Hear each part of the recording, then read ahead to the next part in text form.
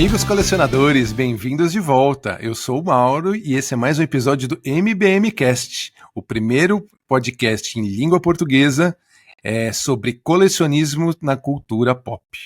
E comigo, como sempre, né, professor Helder, como é que nós estamos aí hoje? Tudo bem? E aí, tudo bem, Maurão? Tudo jóia? Tudo ótimo, graças tudo a Deus. Bom? E você? Olá, tudo bem, graças a Deus. Olá a todos os nossos ouvintes e vamos para mais um grande episódio. É isso aí, e novidades, hein? Novidades, porque esse tema que a gente vai falar hoje, que eu já vou falar qual é, a gente nunca trabalhou. E aí eu e o Helder estávamos falando bastante, conversando bastante já nos bastidores, porque hoje a gente vai falar do Senhor dos Anéis. E olha que a gente ralou para preparar, hein, Maurão? Tem muito conteúdo, né? A famosa série de filmes que foi baseada na obra literária do J.R.R. Tolkien, né? E aí eu acho que a gente preparou um conteúdo bem legal aqui, né? Acho que não tem... a gente tem que conversar um pouquinho para entender quem que é Tolkien, né? Porque, exatamente. Para quem muita gente não conhece, talvez um dos maiores influenciadores literários do século XX. Sem dúvida. Aí a gente precisa entender um pouco a cabeça desse gênio para saber como que se cria um mundo de fantasia que, no final das contas, influenciou tantas outras coisas, até no século XX e até hoje, né? Eu vou dar alguns outros exemplos aqui mais para frente, mas a gente vai começar por entendeu?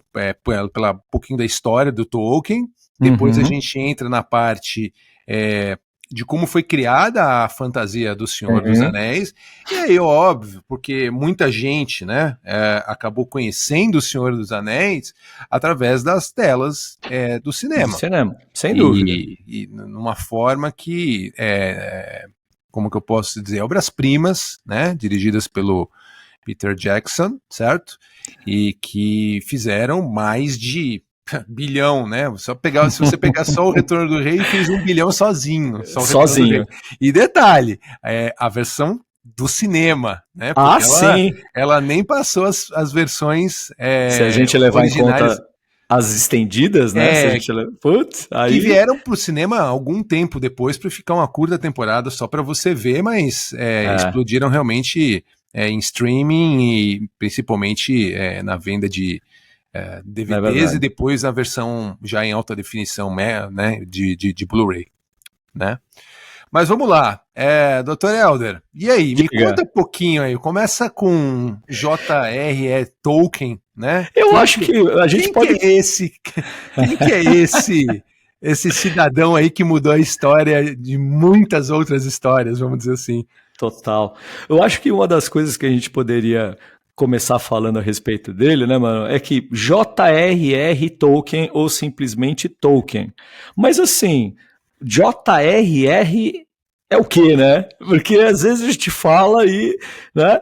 E aí o nome do Tolkien é John Ronald Reuel Tolkien.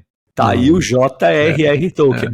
E o mais legal também de falar de cara é que ele não é inglês, né? Ele é sul-africano. Então, isso talvez seja uma curiosidade bastante interessante, né? Porque se você pegar muitas mitologias, né? James Bond, próprio Harry Potter, né? Tem muita coisa que vem, né? As próprias lendas inglesas, né? O monstro do Lago Ness, essas coisas meio de fantasias, Excalibur, né? Excalibur é totalmente, né? E medieval Europa, também. Né? Europa medieval, né? Europa medieval. Então, quem olha J.R.R. Tolkien inicialmente pensa que, né, tá por aqueles lados de lá, e na verdade tá bem mais ao sul, né? Tá muito mais ao sul. Exatamente. Ele nasceu em 1892, ele na cidade de Bloemfontein, tô colando aqui, e ele veio a falecer em 1973. Sim. Né? Olha, eu não era nem nascido, cara. O ano do meu nascimento. Tá. O ano do meu nascimento. Entreguei uma idade de novo em outro episódio, né, cara? E, claro que o Tolkien ele se tornou uma celebridade em vida com, né, o Senhor dos Anéis, Sim. Com essa obra-prima literária de alta fantasia, né, como a gente gosta de se referir ao Senhor dos Anéis. Sim. Mas ele era um acadêmico num primeiro momento, e ele foi um acadêmico de destaque na Universidade de Oxford, por sinal. Mas ele também era um grande filólogo, mano. Né? Ou seja, um cara que tinha uma habilidade enorme de estudar e de entender línguas. E de como a linguagem, as diferentes linguagens, constroem, é claro, valores e crenças, costumes e a própria cultura de uma determinada sociedade. Sim. Então é muito interessante que o estudo, né, enquanto filólogo, permitiu, evidentemente, ao Tolkien que pudesse, por exemplo, construir lá os idiomas completos que a gente vê no Senhor dos Anéis. Né? Então, quando a gente vê lá, né, os elfos, né, se comunicando em élfico, a base vem dessa formação acadêmica forte e robusta que ele tinha. Né? Chega a ser, como é que eu posso dizer, não é nem incrível, né? Mas ele realmente ele criou tudo, né? Tudo. E aí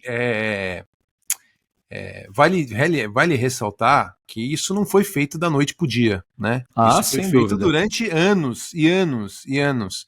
E é por isso que acho que talvez tantas outras mitologias, né?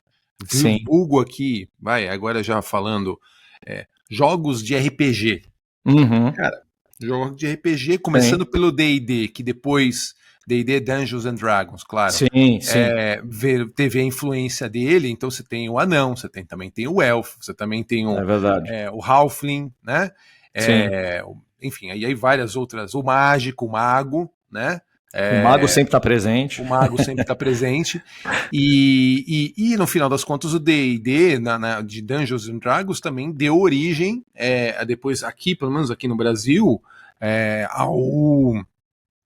aqui no Brasil não, né? Mas ao desenho do Dungeons and Dragons, que é o Caverna do Dragão, que aqui no Brasil fez um super de um sucesso, né? Todo mundo lembra com muito carinho o desenho que passava também na década de 90, né? Se eu não me engano. Acho que sim. Era 90, acho que sim. Mas tudo, quer dizer, o dragão, né? Tudo isso vem, cara, de uma coisa muito bem elaborada justamente pelo Tolkien, né? Anos e milhares de anos antes, né? Porque ele morreu em 1973, isso foi feito, claro, 15 anos depois, né? Se você pensar, por exemplo, no Hobbit, né? O Hobbit, só um parênteses aqui rápido, né? Pegando carona no que você está falando. O Hobbit, ele nasceu primeiro, né? E ele nasceu fruto também de uma experiência de vida forte que marcou o Tolkien, que foi a participação dele na Primeira Guerra Mundial. Né? Na Primeira Guerra Mundial e na Segunda Guerra, pré-Segunda Guerra Mundial, porque o Hobbit, ele é de 1937, o ano de publicação. O primeiro, e você falou, né? Muito tempo depois veio o Senhor dos Anéis. Então, assim, entre o Hobbit e o Senhor dos Anéis, se passaram mais ou menos uns 17 anos, se eu não me engano. Assim, foi o primeiro Senhor dos Anéis, a Sociedade do Anel, foi publicado na década de 50. Então, é isso que você está falando, ele foi elaborando. É louco. E construção... da década de 50 é louco demais. Construção de tudo. Quando você fala construção de tudo, é uma construção de um universo. Então, de uma cosmologia, né, como os estudiosos do Tolkien gostam de falar. Então ele, na verdade, pensou em raças, em etnias, em povos, na origem do universo. Então, nos deuses, né, os Valar. Os Valar são os deuses do universo, né, do Senhor dos Anéis. Eles pensam na origem do universo, como é que é a evolução desse universo dentro da primeira era, da segunda era, da terceira era. Então, assim, não é uma coisa que realmente você constrói, né, e constrói com ares de obra-prima, como é o Senhor dos Anéis, de uma hora para outra, em poucos anos. Você, e tanto você quanto eu, a gente leu O Senhor dos Anéis, né? E foi muito legal porque eu comecei a ver a minha cronologia diferente, porque eu vi o primeiro Senhor dos Anéis no cinema. Aí eu falei, quero ver o que, né? E aí eu fui ler o livro, e aí eu comprei o calhamaço, Bíblia, né? A Bibliazona. E depois eu vou contar uma curiosidade muito legal também. E aí eu comprei, e aí eu li ele inteiro, e eu tinha uma perspectiva assim, você lembra que os filmes, eles lançavam de 1 em 1 ano, né? Então você tinha dezembro ali o Sociedade do Anel, depois dezembro do ano seguinte foi as Duas Torres, e dezembro seguinte o Retorno do Rei. Então eu tinha um ano para poder ler o livro inteiro, ter o objetivo de ler o livro inteiro para ir depois assistir o filme no cinema, né? Tinha que dar conta em um ano. E é tão interessante, Helder, porque não tem jeito, cara. Como você tem uma imagem do cinema na cabeça, quando você lê o livro, né? Você retrata os personagens como os personagens que você leu, né? Você viu o vídeo, viu né? na tela. Embora, lógico, os filmes, os livros sejam muito mais densos em matéria de detalhe e tudo mais. Sem dúvida. E a quantidade de informações também que não foram retratadas nos filmes, você começa a imaginar aqueles mesmos personagens fazendo as partes que não foram mostradas, né? Mas que muita coisa veio depois na versão estendida. E é evidente, né, mano, que os filmes, eles também, e eu acho que isso é mérito do Peter Jackson, de fato, como um grande fã de Tolkien, de traduzir o essencial, manter a essência de tudo aquilo que está nos livros, mas tornando tudo mais, eu não sei se essa é a melhor palavra, tá? Mas para quem já leu os livros, talvez entenda o que eu quero dizer. Deixando tudo mais palatável, né? Palatável no sentido de que a escrita do Tolkien, ela nem sempre, né, apesar dela ser encantadora nos detalhes, ela exige muito do leitor. Sim. Né? Se você pega as descrições que ele faz a respeito da natureza da Terra-média, na verdade existe um livro, quer ver? Eu até separei aqui, só vou mostrar esse primeiro, né? Para quem tá assistindo a gente. Olha só esse daqui. Olha o título.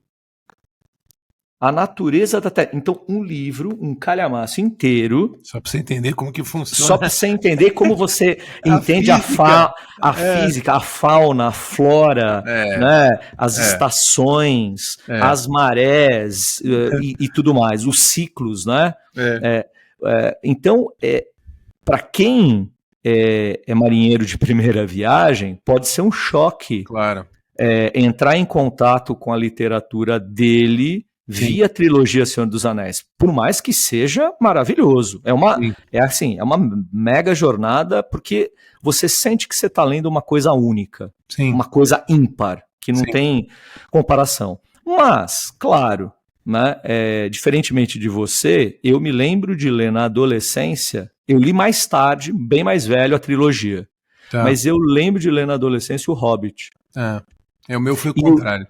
E o Hobbit, ele é... Né, leve. Ele é um pouco... Ele é leve. Até porque... Comparado com... Sim. Até porque o meu foi o contrário. O meu, eu vi o... me conta a sua experiência e eu te conto a minha. Aí a gente vai ver o que é. É que sim, né? O Hobbit, ele parece mais uma fábula no primeiro momento. Um livro infantil. Não sei se você concorda comigo. Sim, ele é um livro infantil, parece. Até porque o Tolkien, pelo menos o que dizem, né, é que ele escreveu também pensando nos filhos dele. Sim. Então era uma história para ser contada. E o Tolkien tem muitas histórias infantis que ele criava para os filhos. Sim. né? Tem algumas outras escritas que não dizem respeito a Senhor dos Anéis, que eram voltados para os filhos. E o Hobbit é o caso. Então, eu diria que, na comparação, ele é mais acessível como, sei lá, porta de entrada. Né? Se você tiver que começa pelo Hobbit. Mesmo que não seja a grande... Eu fiz a besteira. Porque é verdade. Quando você vai ler o Hobbit depois do Senhor dos Anéis, você imagina o Hobbit, né, dentro da linguagem do Senhor dos Anéis. E não é. É uma linguagem mais infantil. É uma linguagem com muito menos detalhes, né? E aí você estranha ele. Você acaba ficando... E se você gostou, né, da abordagem mais profunda do Senhor dos Anéis, o Hobbit acaba se tornando até chato. Pelo menos foi a minha experiência. Sim, né? sim. Não deixa de ser uns tremendos. De um livro, você fica... você revê Gandalf, você revê o Bilbo, né? Porque aí é bem antes, né, da história. É só você pensar que no Hobbit tem a Batalha dos 5 Exércitos, certo? Que no cinema, pelo Peter Jackson, virou uma baita batalha, uma puta batalha, demorou horas para ser contado e tal. E quando você lê o Hobbit... né? Mas o divertido é que quando você lê o Hobbit, a Batalha dos 5 Exércitos, ela é descrita em 3 páginas. Então. Como pegar bom. 3 páginas e transformar num último episódio inteiro do Hobbit, né? É maravilhoso. Né? Mas olha, Manuel, uma coisa que eu acho que eu queria só retomar, até pra gente avançar, se você achar que a gente deve, né? É falar que a experiência do Tolkien lá na Primeira Guerra Mundial, ele serviu na Primeira Guerra Mundial e ele participou, e eu acho que essa é um ponto, eu acho, fundamental para entender a influência dessa experiência de vida na construção, né, de Senhor dos Anéis, que ele participou lá da Batalha de Somme. A Batalha de Somme foi uma das batalhas mais sangrentas da história da Primeira Guerra Mundial. Né? Morreram milhões de soldados, sendo que no primeiro dia, eu tô olhando aqui, 60 mil, né, se eu não me engano. 30 mil homens foram mortos em combate no primeiro dia. Eu lembro foi um massacre, né?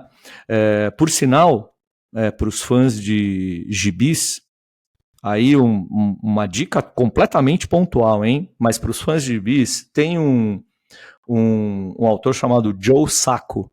Joe Sacco, ele é um quadrinista, mas ele é um quadrinista documental. Então ele sempre procura criar quadrinhos que remetam a algum momento da história da humanidade. Então ele é muito famoso por um título chamado Palestina, né, que retrata, né, exatamente essa questão dos judeus e palestinos e tal. Mas enfim, aonde que eu estou querendo chegar? Ele criou um gibi documental chamado The Great War, em que ele narra exatamente a Batalha do Somme.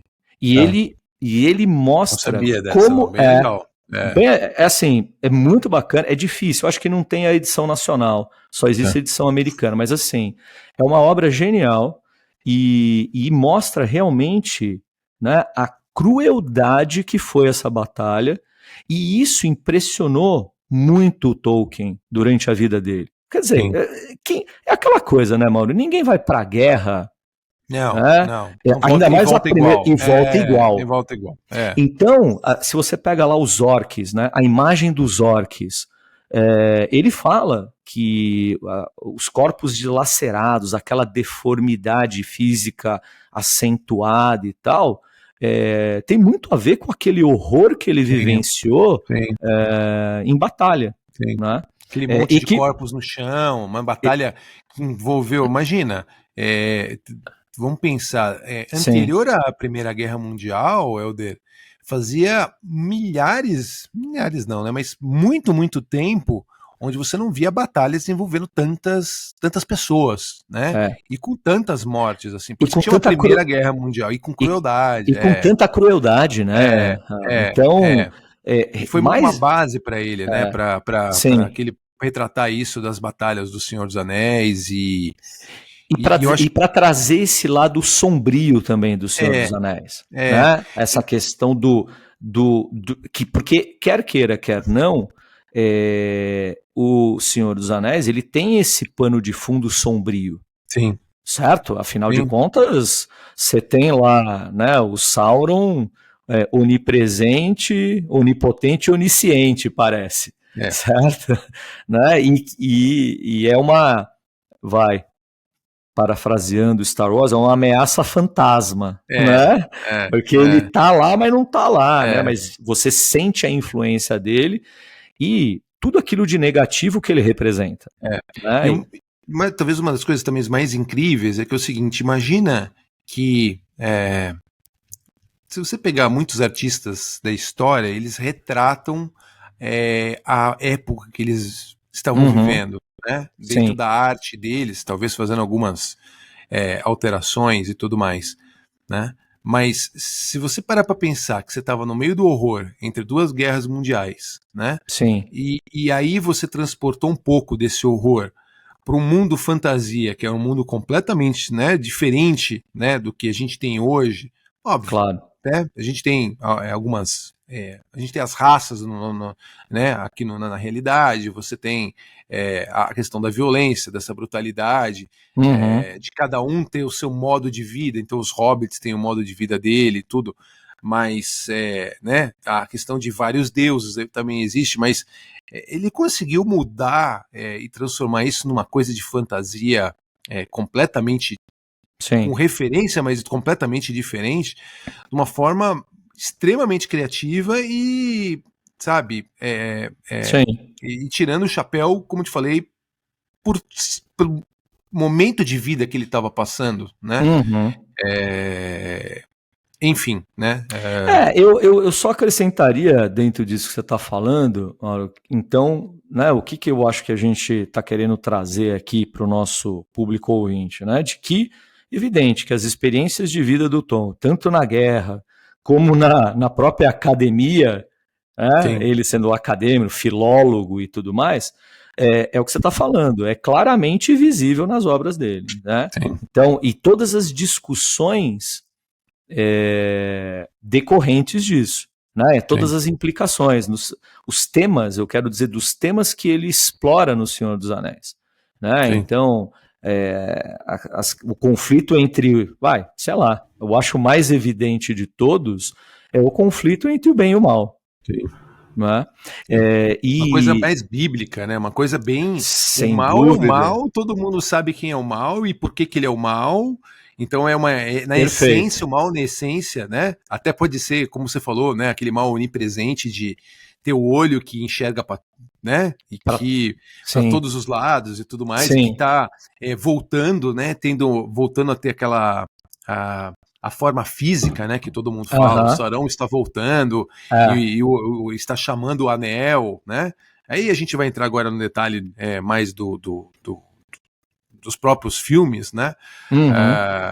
Mas tem realmente essa... E aí o bem, né? Você pega, por exemplo, o Aragorn, é o paladino, né? O senhor da justiça, né? Não, e de uma moral irretocável. Você pode ver, irretocável. Ele é o arquétipo do herói puro mesmo, nobre. Né?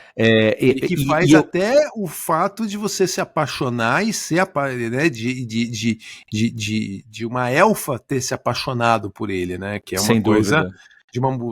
da questão da miscigenação das raças, né? Por exemplo, né? Porque o pai dela, o Elrond, né? Imagina. Ele tem aquelas, nos homens, ele fala, né? No primeiro filme, Gandalf, nos homens que você coloca fé, os homens são fracos. Entendeu? É isso mesmo. Pensando que, né, a Arryn é a filha dele, né? Então, isso mesmo. E você sabe, apaixonada pelo Aragorn. Pelo Aragorn. E você sabe que esse ponto que você tocou realmente está presente na mitologia do Senhor dos Anéis. Ele era um católico fervoroso mesmo. E sabe que quem resgatou a fé do Tolkien, o C.S. Lewis, o C.S. Lewis, grande escritor inglês, todo mundo conhece ele pelas Crônicas de Nárnia, né? Pronto, C.S. Lewis, né? Se você pegar quem é C.S. Lewis, né? Crônicas de Nárnia, né? O Leão, a Feiticeira e o Guarda-Roupa. Pega lá o mais famoso livro dele, que tem o Aslan, né? O Leão Divino, né? O Deus do mundo de Nárnia. E eles eram grandes amigos, Mauro. Eles eram grandes amigos, e interessante que no relacionamento e na troca, eles trocaram muitas cartas durante toda a vida e tudo mais. O C.S. Lewis, de uma certa forma, ele resgatou a fé do Tolkien, né? E quer queira, quer não, isso, né, acabou impregnando, vamos dizer assim, a criação dele. É bacana isso, né? Influenciou. O Senhor dos Anéis é um pouco mais místico, um pouco mais religioso, um pouco mais, né, de você acreditar e ter uma série de valores, né? Muito legal. Tanto que tudo bem, a gente não vai precisar falar disso, tanto que a recompensa, né, a recompensa do Frodo ao final, tudo bem que eu estou indo longe agora, né? Eu só vou citar isso para ilustrar essa questão do catolicismo muito presente. Ele, por ter destruído um anel, ele ganha o direito de ir até Valinor. Não sei se você lembra, com Gandalf. Sim. E Valinor é a terra dos elfos. Seria, numa simbologia católica, seria a terra prometida ou o céu. Né? Então, assim, dado o que ele conseguiu realizar e libertar, né, a Terra-média do mal, ele ganha. Então é interessante, ele ganha o prêmio do céu. Bacana, né? Mas vamos lá, Maurão. Vamos continuar, né? Vamos continuar. Eu acho que. Eu posso falar só isso? Posso falar só isso? Sai um pouco da linha do que a gente está discutindo aqui, mas. A gente entrar nos colecionáveis, meu Deus. Vamos nos colecionáveis. Eu só queria. Sabe o que eu queria só brincar com você aqui? É uma brincadeira, e para quem nos ouve já há bastante tempo, sabe que é recorrente, principalmente quando a gente discute temas um pouco mais técnicos, um pouco mais científicos, o Mauro recorre ao Oxford English. Eu já sei o que você vai querer falar, e eu falei, putz, eu não vou falar, mas... Eu vou falar, mas deixa eu falar. Se o Helder não falar, a gente deixa quieto, mas já vi que ele vai querer falar. Conta. Eu só queria falar disso. Não, é legal, uma curiosidade legal. É curiosidade mesmo, mas após a guerra, o Tolkien trabalhou brevemente no Oxford English Dictionary. E eu achei maravilhoso. Eu falei, eu preciso falar isso no nosso programa. Falar, né? Tá bom. Tá bom. Aí depois, é claro, ele foi para Oxford e foi bem sucedido na sua carreira acadêmica e de escritor. Mas eu tinha que pontuar só isso, porque eu achei muito divertido. Justo Tolkien. Tolkien, né? Maravilha. Mas vamos entrar então agora na parte dos filmes. Aliás, vamos lá. Do livro / filmes, né? Sim. Para entrar um pouco mais em detalhes da história. Vamos lá. E aí a gente poder falar de colecionável. Ai, que delícia. Demais. Vamos embora. Bom, então aí vamos pensar para que a questão dos filmes. Então 2001, correto? Se eu não estou enganado. 2000, né? 2000 ou 2001? 2001. Tá certo. 2001. No final de 2001, a gente vem com Peter Jackson lançando O Senhor dos Anéis, A Sociedade do Anel, no cinema. Perfeito. Né? Sim. Eu já comentei aqui, quer dizer, são 3 filmes que renderam juntos aproximadamente 3 bilhões de dólares de bilheteria. Então, o que eu posso dizer? Se fosse um filme de capa e espada que ninguém conhecia, mas a gente vê que não é qualquer coisa.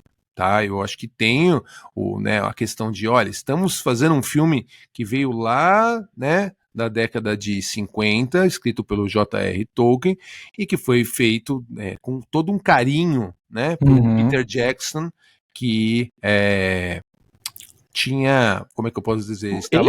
Ele era um profundo conhecedor da obra. Eu diria que a obra estava em muito boas mãos. Eu gosto bastante do Peter Jackson, já gostava bastante dele, né? Da época também ele fez o King Kong, para mim foi uma ótima, na verdade, refilmagem do King Kong. Sim, sim. Certo? Mas o King Kong, se eu não me engano, ele veio depois. Agora eu acho que sim. Eu acho que sim.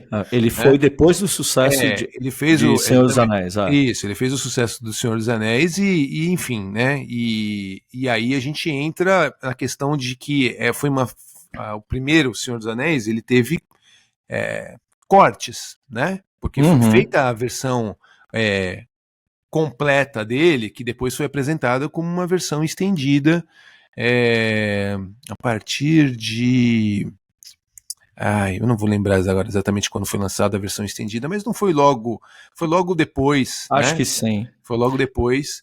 E eu só sei o seguinte, Mauro. Essas versões estendidas melhoram muito. Não, mas assim, outro filme, né? E em particular, olha, mostra aí, e lacrado. Isso é lacrado, cara. Isso é lacrado. Isso é coisa de definição Blu-ray, tá?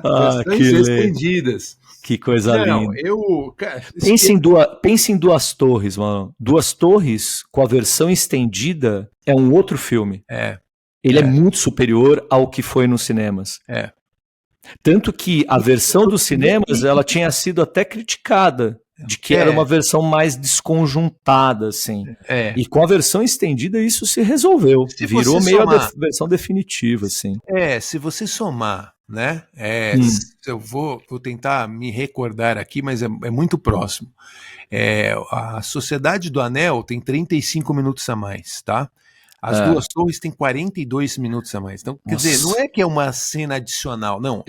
É uma coisa que e momentos importantes da história, né? Sim. Algumas são cenas de combate estendidas, né? Uma coisa mais. Claro. Mas você consegue, inclusive, entender um pouco mais, logo no começo da história do Sociedade do Anel, um pouco mais de como é que o Isildur perdeu o anel, né? Um pouco mais dessa história maior aí, né? Um pouco mais dos costumes dos hobbits, né? Então você entende muito mais claramente nas Duas Torres toda a motivação do Saruman. Toda a motivação do Saruman. Então, assim, que na versão não estendida ficava esquisito, e agora você entende claramente o porquê que ele se voltou ao mal. Então, e o que faz a diferença são esses 40 minutos adicionais de fato. Né? Os presentes da Galadriel, né? Que você você não comenta muito na questão da versão de cinema, mas enfim, é um convite para quem não viu a versão estendida, não sabe o que é realmente o Senhor dos Anéis. Tem que assistir, gente, tem que assistir. E a versão do Senhor dos Anéis que acaba se aproximando muito mais do filme, né? Do livro, né? Porque sem dúvida aproveita mais a densidade e as partes que não foram contadas nas versões de cinema. E aí, a hora que você chega, inclusive, no Retorno do Rei, cara, Retorno do Rei é 50 minutos a mais. E aí, se você somar todos os estendidos de cada filme, tá? Você tá falando de 2h30 de filme a mais. Um outro filme, você tem um quarto filme só de coisa estendida, de material estendido. Então, não dá pra desprezar. Aliás, eu lembro até hoje, né? Quando eu fui a versão estendida do Retorno do Rei, eu até avisei minha esposa, eu falei, tô começando agora, às 6 horas da tarde, só me chama aqui lá para umas 10 horas da noite, 10, 11 horas da noite, porque 5 horas, né? 5 horas de filme. É verdade. 4 horas. Agora eu não lembro, acho que são mais os 50 minutos, dá quase. Dá umas 4 horas e 15 de filme. É mais ou menos isso. É isso aí, entendeu? E ouvindo você falar, arrepia só de lembrar. Porque assim, você fala 4 horas de filme, mas nossa, passa que é uma beleza. Então, aí vamos voltar. Aí, já que a gente já falamos um pouquinho de detalhes né?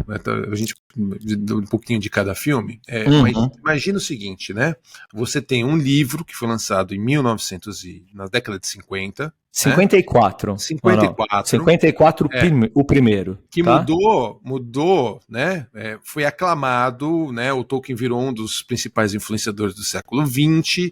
Isso pendurou ao longo aí de quase 50 anos até o lançamento do filme, né? Aliás, eu dou graças a Deus por ele ter sido lançado na década de 2000 para você ter um pouco de tecnologia para poder mostrar aquelas grandezas, né? Você entra ali na parte da luta do Gandalf com o Balrog, é um desbunde aquela cena, entendeu? Até hoje. Com a trilha sonora, é tudo muito, muito, muito, muito bem. Ou a batalha, eu sou muito fã dos Duas Torres, né? A batalha do Abismo de Helm.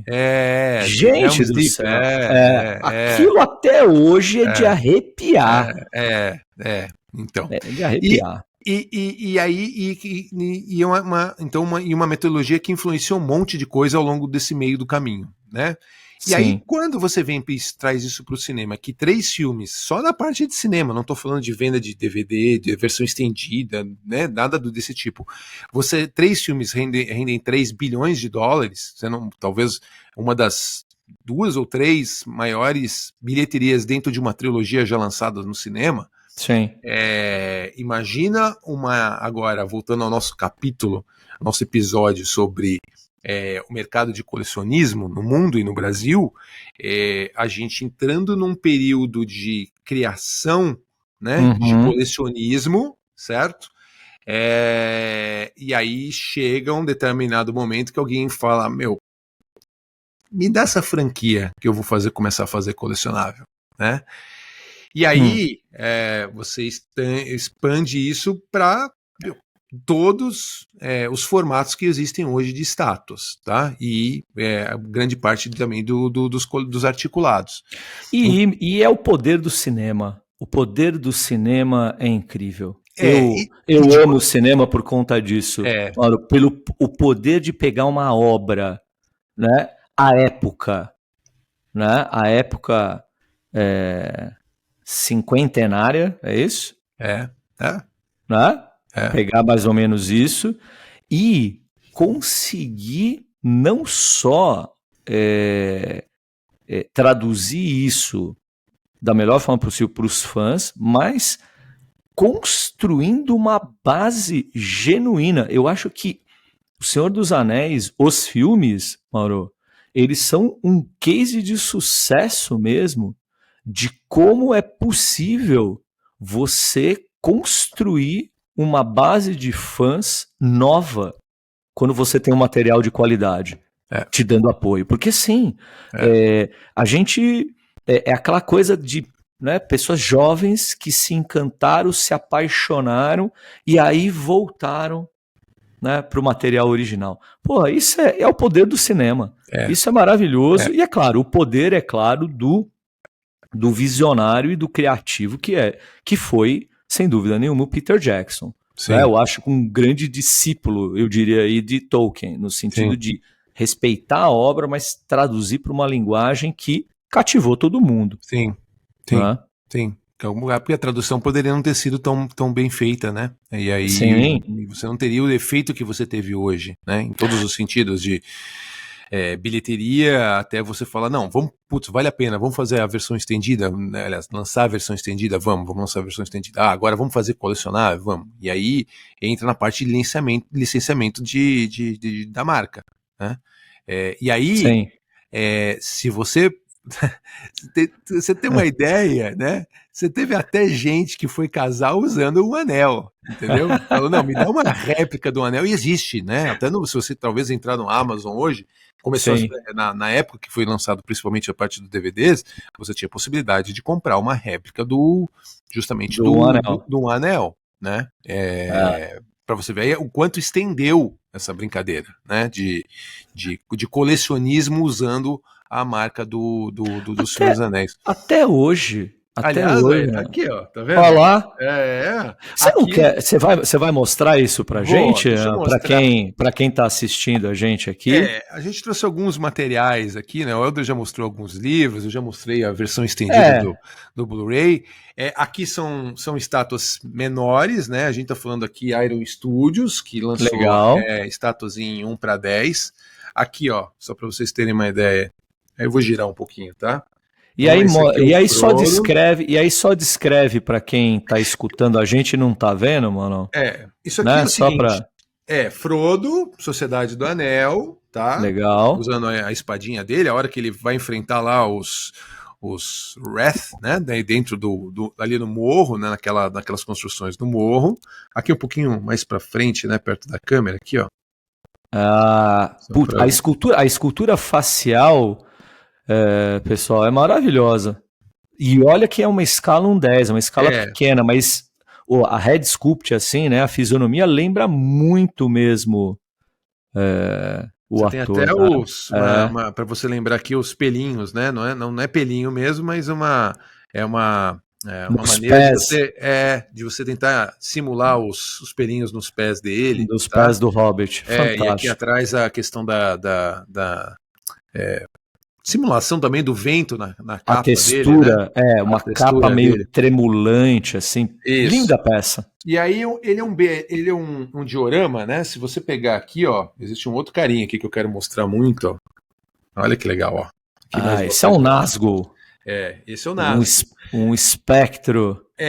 Essa coleção da Iron Studios é legal também porque você monta o diorama, né? Então, por exemplo, a parte da base, ela encaixa e bate com a base do Frodo, porque é quando o Frodo tá...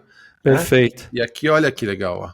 Bem de perto, ele com a mão estendida, a espada também fazendo aquela posição. Olha, pessoal, para quem tá nos escutando e não assistindo, recomendo depois... Dá uma olhadinha. Dá uma olhada, porque vale a pena você ver os detalhes. A capa também do Nazgûl flutuando, assim. O efeito do vento. O efeito do vento, maravilhoso.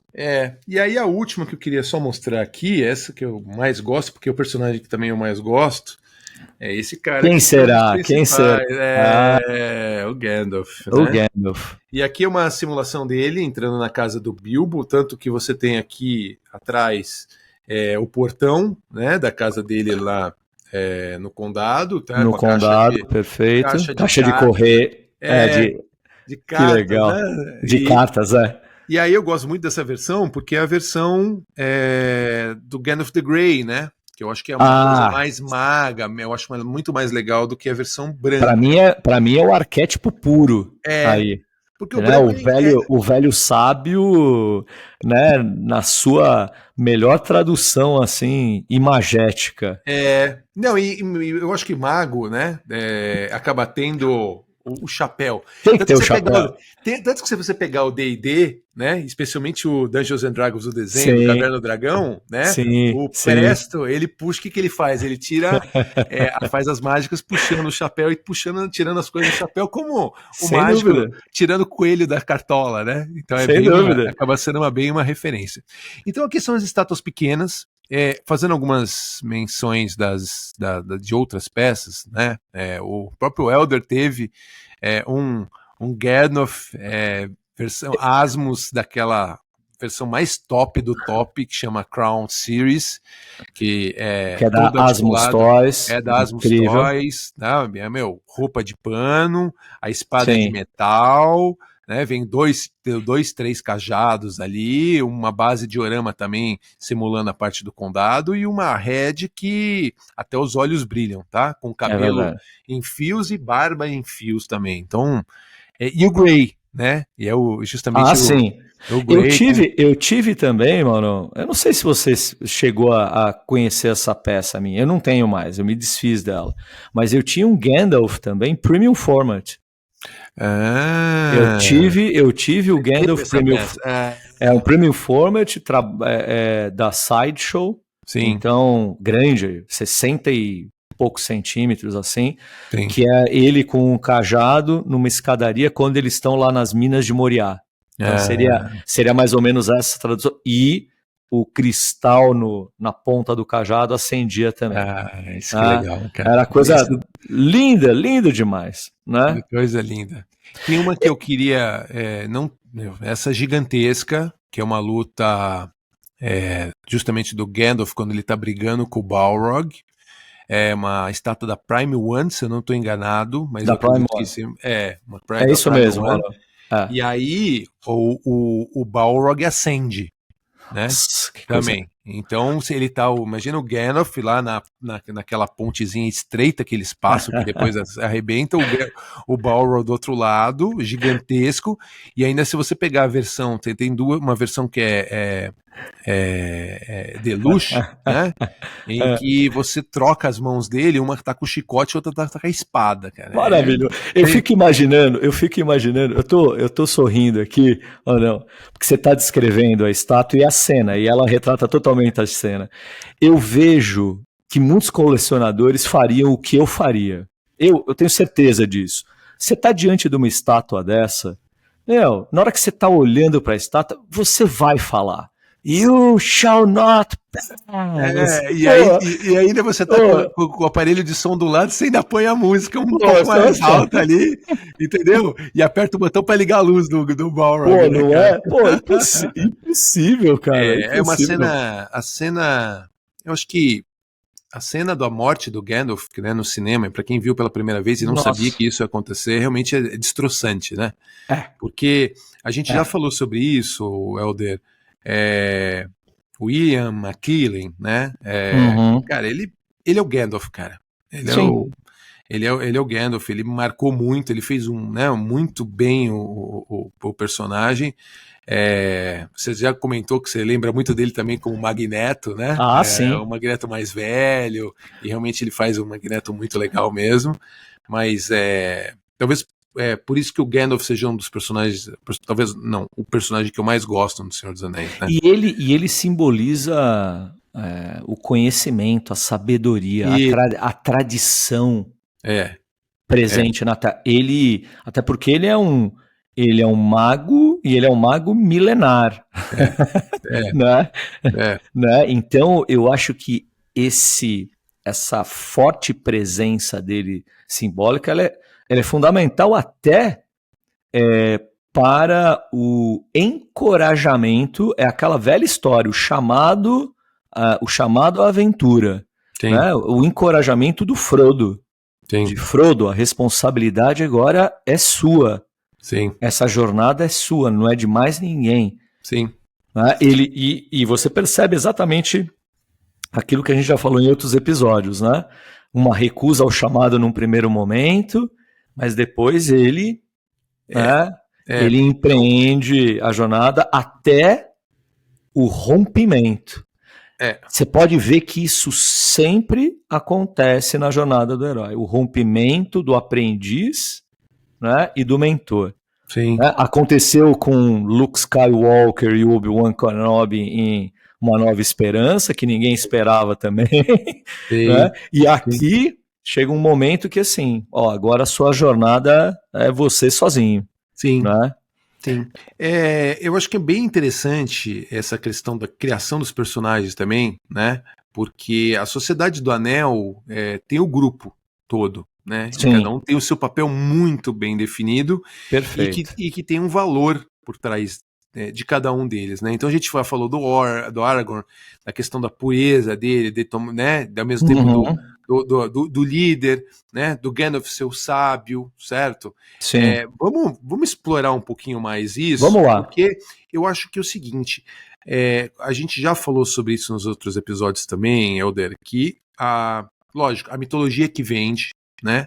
A nostalgia que vende, né? Que encoraja as empresas a fazerem justamente as peças de colecionáveis. Sim. E a gente já puxou isso, inclusive no episódio de Star Wars, quando a gente caracterizou cada um deles, dos personagens naquela ocasião, e que no Senhor dos Anéis também faz total sentido, né? Então vamos olhar um pouquinho mais por esse aspecto, né? Já falamos do Gandalf, já falamos do Aragorn, né? O Frodo, né? Já colocamos eles também numa um pouco da pitada, né, da religião, que vem da religião, e o Frodo é quem falou, meu, quem vai segurar a cruz? Vai. Que é baseado, né, nesse caso, só que não é a cruz, né, porque a cruz A cruz é um símbolo é um símbolo de redenção, né? Quer dizer, é um símbolo de morte, mas ao mesmo tempo de ressurreição. Olha, Mauro, não é de tão ruim a analogia da cruz com um anel, porque o peso cada vez vai ficando mais pesado, e para Jesus também ele foi cada vez mais pesado à medida que ele vai andando com a cruz, etc e tal. E em um determinado momento, também na história de Jesus, na hora que ele está indo também para a crucificação, o que acontece? Alguém, né, muito próximo, que com muito carinho por ele, vai ajudá-lo a carregar a cruz até o final da jornada. Perfeito. E aí entra toda a questão do Sam, né, que representa o quê? O amigo incondicional. Isso a gente falou bastante nos nossos bastidores. Eu acho que você foi perfeito na sua colocação. Aquela coisa da amizade incondicional e, cara, vou fazer o que precisar pelo meu amigo. Eu acho o personagem do Sam, o Sam, ele realmente ele é fundamental dentro disso que você está falando. É fundamental para o sucesso da jornada. No final é o que você falou, eu acho que, perfeito. Quando você, lá na Montanha da Perdição, né, é ele, né? Por mais que o Frodo ele tenha sido resiliente, vamos chamar assim, né? Porque vai ficando cada vez mais difícil para ele vai sendo dominado né, pela corrupção do Anel. Sim. Né? E por uma jornada extremamente difícil, né? Difícil. Escalar o Monte Morgul, a parte de racionar comida, quer dizer, é um desafio complicado, né? É um desafio muito complicado. E no final, enfrentar o Gollum, que né, acompanha eles né, num determinado momento da jornada também, existe toda, obviamente, a dubiedade do personagem. Claro. Mas eu fico realmente muito, muito encantado com a personagem do Sam, porque é isso. Né? É um símbolo né, do poder da amizade. Sim. Né? Sim. E do desprendimento. Porque o Sam também, quando ele parte na jornada do herói com o Frodo, né, e faz parte da jornada do herói você estabelecer alianças, claro. ter aliados e amigos próximos, claro. Ele abandonou a vida dele também, em prol do amigo. Sim. Ele abandonou a segurança do lar, a segurança do condado. Né, tá certo que o Gandalf que puxou a orelha dele e falou, não, você vai junto. Você vai, sem dúvida. Mas ele tava ali embaixo lembra da janela ali, tomou uma cajadada na cabeça, né? Tá bom, então você tá fazendo isso daí, então você vai junto com a gente então também. Então você vai junto também. Mas aí a fala dele, no final, né? Ele falou, não, eu prometi ao Gandalf que eu iria com você até o final, né? A hora que que ele tá se afogando e o Frodo tira ele da água, né? Sim. Então acaba sendo justamente isso. E eu gosto muito também de mencionar, Mauro, o Legolas e o Gimli. Sim. Né, que também é uma união improvável. Sim. E é uma forma também do Tolkien de discutir a questão do preconceito. Né? Porque existe né, um preconceito entre ambos no primeiro momento, sendo o Gimli o anão da raça dos anões, né, o Legolas da raça dos elfos, e eles se tornam né, amigos improváveis. Sim. E eles são símbolos de como é possível você ter união entre os povos. Sim. Né, de você conseguir superar desavenças e partir para uma reconciliação. Assim. Eu acho maravilhosa também esse espaço que o Peter Jackson também deu, e isso fica muito claro no primeiro filme, na Sociedade do Anel, quando ele vai posicionando as peças do jogo de xadrez dele, né? Então ele dá esse espaço, Maurão, que você vai vendo, né, a evolução de todas essas temáticas ao longo dos 3 filmes, né? Sim, pequenas mini histórias que vão se desenvolvendo, né? Os personagens vão se desenvolvendo. É muito legal. É muito bom mesmo. Porque eles, aquilo que vocês falaram, eles se tornam uma companhia, né? A Sociedade do Anel, a Companhia do Anel. Depois essa companhia ela é desfeita, mas ainda assim, aquele sentimento mútuo é o amor fraterno. Né? Não é o amor romântico, mas é aquele que os gregos falam do amor, é o amor fraterno. Né? O amor fraterno ele permanece entre eles. Né? Tanto que ao final, aí é o final mesmo, nem da Sociedade do Anel, do Retorno do Rei, quando Aragorn não sabe que fim vai levar a Terra-média, ele não sabe do Frodo, ele simplesmente, né, quando ele está lá em Mordor, ele simplesmente olha para o exército e fala o quê?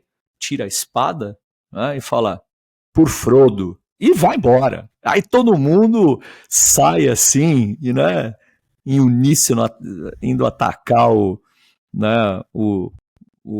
exército do mal lá do Sauron. Pô, eu acho maravilhoso esse tipo de discussão, sabe?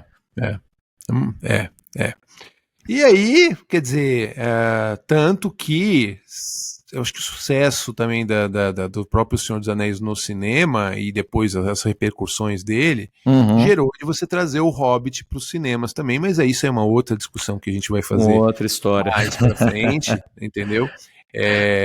Até porque o nosso tempo já está se esgotando rapidamente aqui, daqui a pouco começa a subir a música e eu acho que... E falar de Senhor dos Anéis, mano, Posso fazer 2 comentários? Pode, claro. Eu preciso fazer 2 comentários interessantes, né? Vai lá. Vamos lá. O primeiro deles é o seguinte: lá em Gramado tem uma vinícola que ele é onde você tem mini casas. E aí uma das mini casas eles colocam como sendo a casa do Hobbit. Porque eles fizeram uma casa. A porta é igual. Eu vou tentar pegar o nome e depois eu coloco para as pessoas, para elas. É muito simples, tá? Por fora realmente parece, por dentro não fizeram. Claro. Não fizeram, né? Não dá para. Sim.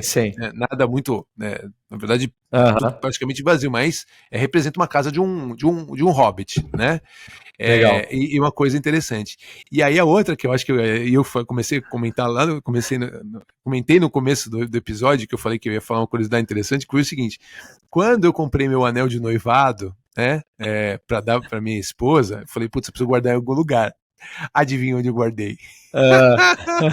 Dentro do meu livro do Senhor dos Anéis, cara. Que foi legal. Isso. Então foi uma curiosidade que eu lembro, né? Falei, putz, eu preciso guardar e ela não pode achar onde tá. Onde eu vou guardar? Dentro do Senhor dos Anéis, do calhamaço. Maravilhoso.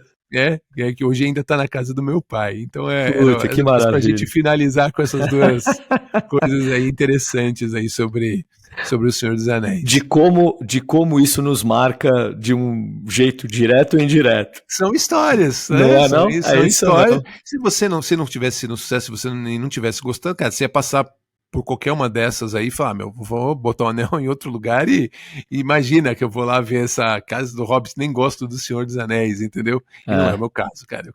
Eu fui reto, né? Pra ver a casa, fiquei com uma super curiosidade, entendeu? Que legal. Muito bem, Sr. Helder, como que a gente encontra você nas redes sociais? @TheOneCollector no Instagram, muito conteúdo lá bacana sobre né, o colecionismo, a ciência do colecionismo e a prática do colecionismo. Muito bem. A gente provavelmente deve ter, vai ver mais umas coisinhas desses livros aí, algumas curiosidades para rechear pouco mais do que a gente colocou aqui. Eu acho que vale a pena a gente explorar isso mais mesmo, até para aqueles nossos ouvintes que gostam de Senhor dos Anéis, mas talvez não tenham tido contato com outras obras do Tolkien que estão sendo publicadas no Brasil pela HarperCollins. A editora HarperCollins, cabe dizer, tem feito um trabalho primoroso de republicação das histórias do Tolkien, indo além do Senhor dos Anéis, mas pegando todo o universo. Então tem muita coisa bacana aí, mas aí eu mostro isso, né, no The One Collector. Pode deixar. Maravilha. No meu caso, vocês podem me encontrar, né, no Instagram da MBM, né, @mbm_unlimited, né, onde vocês podem também encontrar bastante conteúdo aí da parte de colecionáveis, e vamos colocar algumas coisas também aqui de Senhor dos Anéis no nosso Instagram do MBMcast para complementar tudo que a gente conversou aqui. Tá bom? E a gente conversou muita coisa, mas ainda daria para falar muita coisa, porque o Senhor dos Anéis, a gente, sei lá, a gente não nem na pontinha do iceberg, né? Mas a gente quis compartilhar um pouco disso, né, com vocês hoje, certo, mano? É isso. Pessoal, muito obrigado. A gente se vê no próximo episódio e até a próxima. Até mais. Valeu. Obrigado, mano.